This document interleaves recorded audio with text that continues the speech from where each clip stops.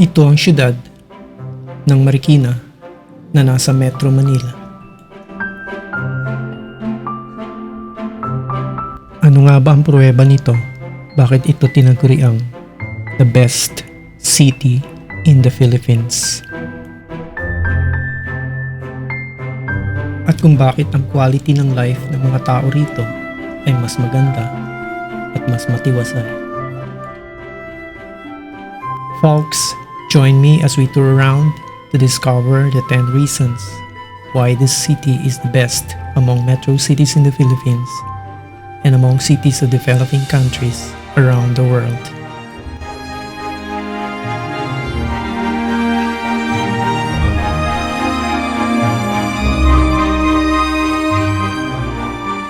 Unang pruweba, this city has awesome road network system.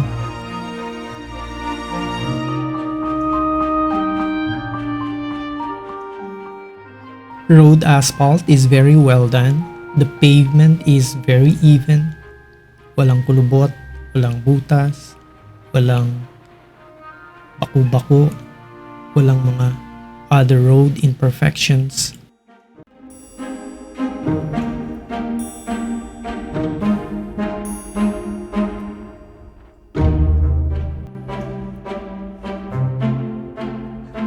Hindi rin uso ang mga humps dito. You know, the car slower placed on top of the road and are very popular in metro cities are not present here. Even around schools, around hospitals, around government offices, and around residential communities, humps here are seemingly unpopular. And that is one of the beautiful qualities of roads in Marikina, no humps.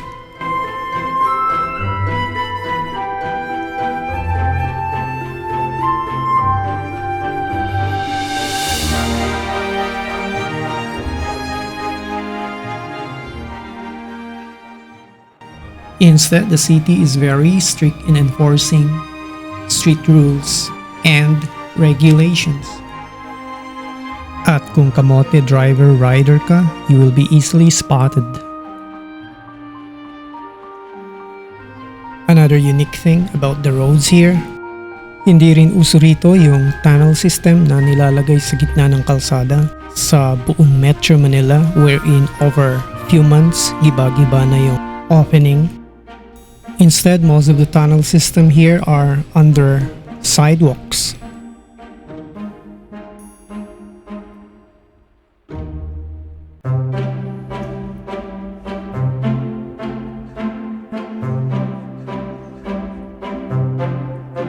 Pruweba number 2. Nakaukit sa puso ng mga tao sa Marikina na ang disiplina ay nag-uumpisa sa bangketa.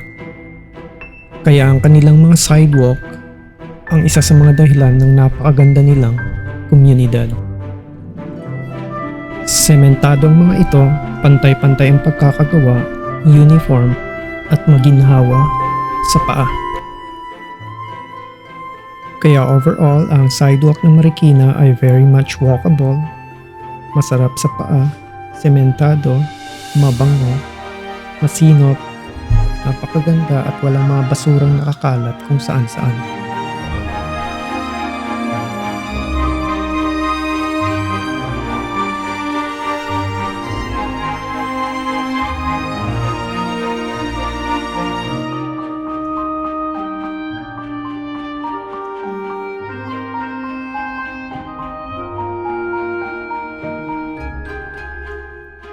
Panalo talaga, napakaayos ng mga kalye, napakaayos ng mga sidewalk. Diyan pa lang sa dalawang reasons na yan, champion na ang Marikina sa larangan ng kaayusan.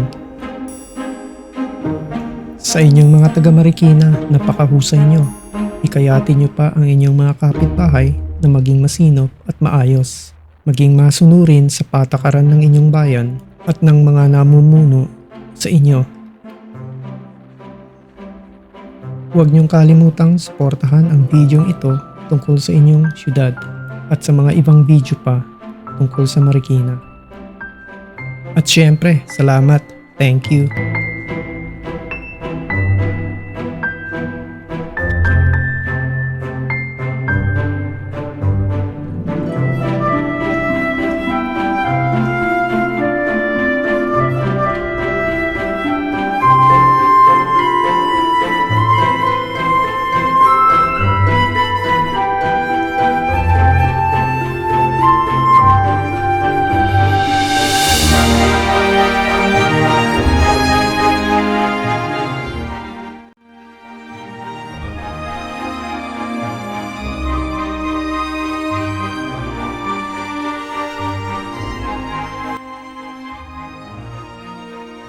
Prueba number 3.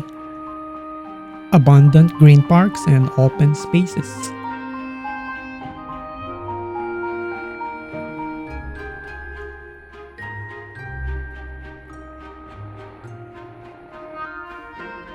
And that's one of the nicest trademarks of Marikina. Plenty of open green parks where students can rehearse, children can play, families can unwind and have picnic together, friends can do socialization and other things that ordinary people would want to do in the parks.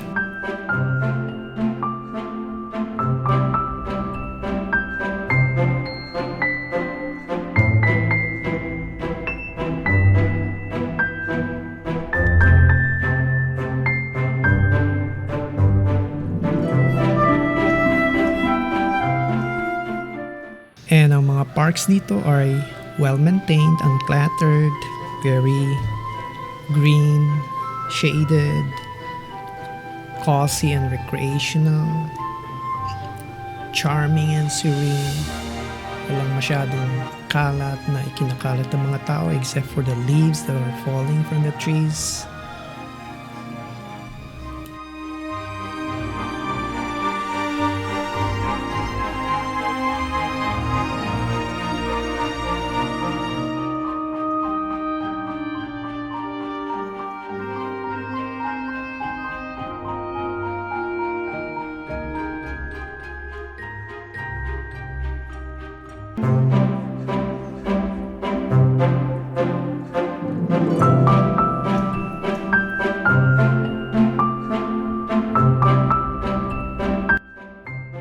The fourth reason is very wow ulit.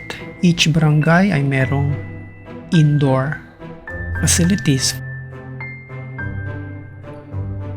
Everywhere you go, you will see mga gymnasiums. So, hindi lang yung mga outdoor spaces and parks, meron din silang mga indoor sports facilities. Hindi mauubusan na activities ang mga residents ng entire city of Marikina. Ang dami nilang pwedeng gawin. Nagkalat yung mga gymnasium na yan. Sobrang dami, bawat barangay meron.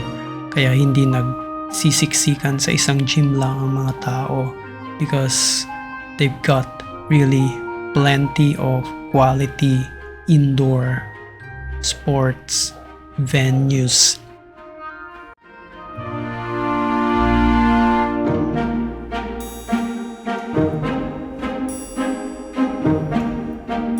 Tapos meron din silang world-class sports center. Kumpleto, merong Olympic swimming pool, may mga basketball court, may oval, and the good thing is 10 pesos lang ang entrance fee for the unlimited use of the oval. Yan no, tignan nyo, ang ganda-ganda, di ba?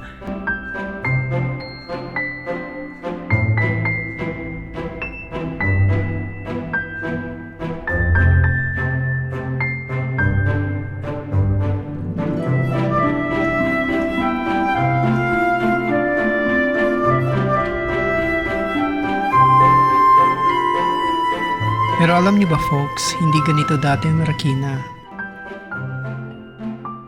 Because of one person, isang leader na may vision, binihisan niya ang Marikina, dinisiplina niya at inayos. Later, i-reveal natin who this leader is.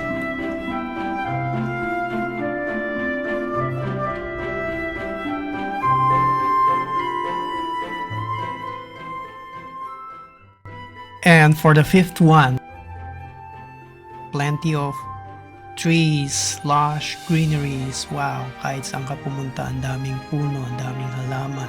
Sa mga bahay-bahay, ang daming puno. Sa mga parks, ang daming puno. Sa mga open spaces, ang daming puno. Kaya even summertime, hindi mo masyadong ramdam sa Marikina kasi because of this greeneries, because of these shades, because of these trees. So na-maintain niya yung balancing temperature. Pagdating ng gabi, it's so cold.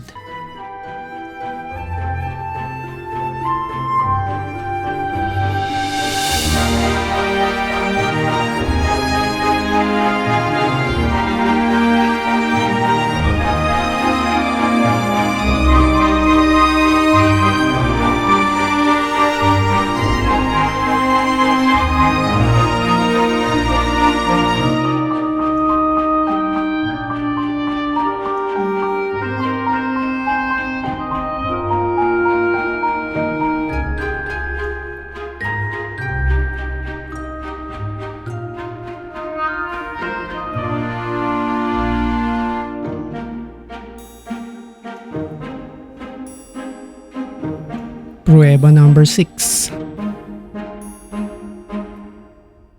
Ang mga public schools dito ay parang private ones. Super ganda, super linis, super maaliwalas, super maayos ang facilities, kumpleto, maganda ang design ng mga building, and super talaga, like private talaga ang dating. And bawat barangay halos ay may mga ganitong malalaking private like public schools, kaya hindi crowded ang mga classroom dito sa Marikina. Private experience ang gaganda. Bawat barangay ay merong mga magagandang facilities ng mga eskwelahan. Well managed, well maintained, well facilitated, very orderly, very nice. Kita nyo, may mga sidewalk ang mga schools, may mga open spaces ang mga schools sa labas, so parents can have waiting area while their kids are inside. So hindi unlike sa mga schools na nasa ibang syudad, schools na nasa Metro Manila, ang mga parents halos nasa sidewalk na, halos nasa kalye na naghihintay ng kanilang mga loved ones. Here in Marikina, no, it's really high, very high quality. So you really feel the life here.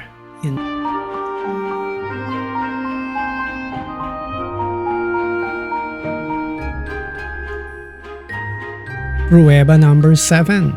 At itong number 7 reason, nakakamangha at nakakainggit kung hindi ka taga Marikina.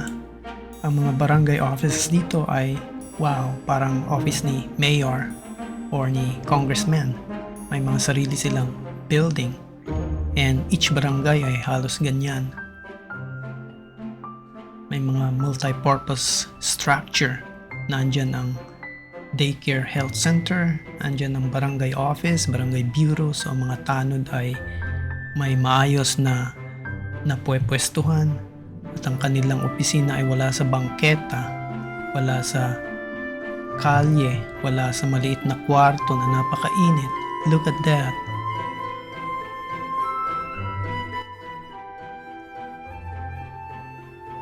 Nakakaingit talaga. So, very much quality ang service sa barangay level pa lang. Ramdam mo na yung dignity ng life.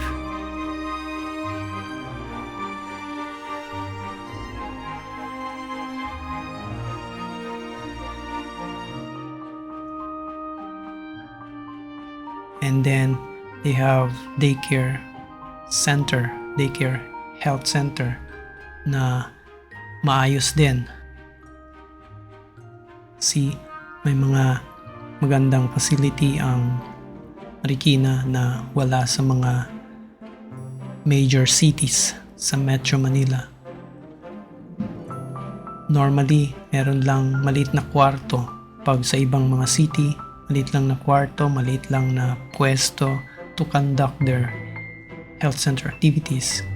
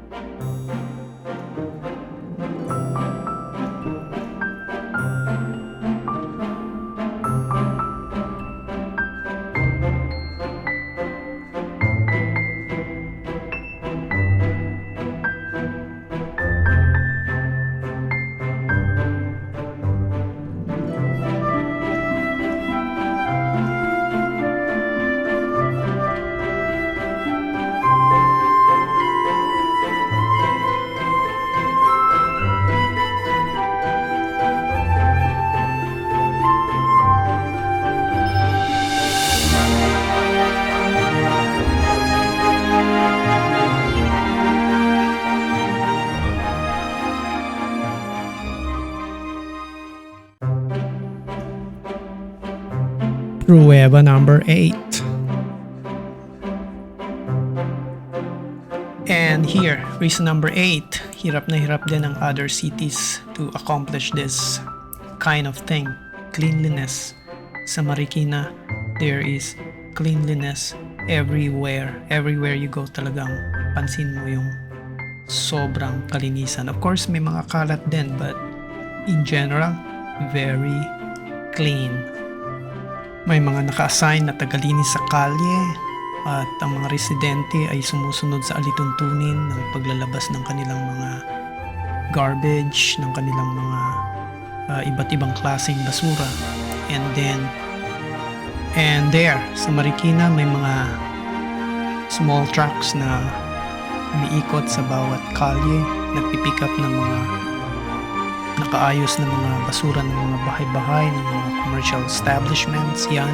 That's small truck, umiikot yan. Marami yan sila, very, very plenty, and they roam around the city 2 to 3 times a week in each street and each barangay. Tapos dinadala nila dun sa area na yon kung saan nakita nyo may malalaking dump truck, and then yung malalaking dump truck na yon are the ones na pumupunta naman sa land, sa garbage area kung saan itinatapon ang mga basura ng buong Metro Manila. So very systematic if you notice ang kanilang sistema. May mga bahay, residences na maayos na nagtatapon ng kanilang mga basura, and then there are cleaners in the streets, and then there are small garbage trucks na umiikot regular sa mga kalye at barangay, and then there are big garbage truck na siyang nagdadala ng mga naipong basura doon sa pinaka-final na tapunan. Kaya ang resulta, take a look. Ang linis-linis. Very clean, very orderly. Very few trashes around. Nahihiya ang mga taong magtapon ng basura sa kalye, sa bangketa, sa labas, kung saan-saan. And we've come to reason number 9. That's unbelievable. Really unbelievable. Wow. Totoo. Well, thank you, sir. Thank you, former Mayor Bayani Fernando, for initiating during your term giving homes to the informal settlers in the city of Marikina. Thank you, sir. Thank you, the late Mayor Bayani Fernando. He is the one who started dressing up the entire city of Marikina. He is the reason, he is the visionary man, the visionary person who gave Marikina what it is today. And the succeeding leaders of the city of Marikina recognize his vision, and they continue to transform the city into greater heights. Thank you to all of you.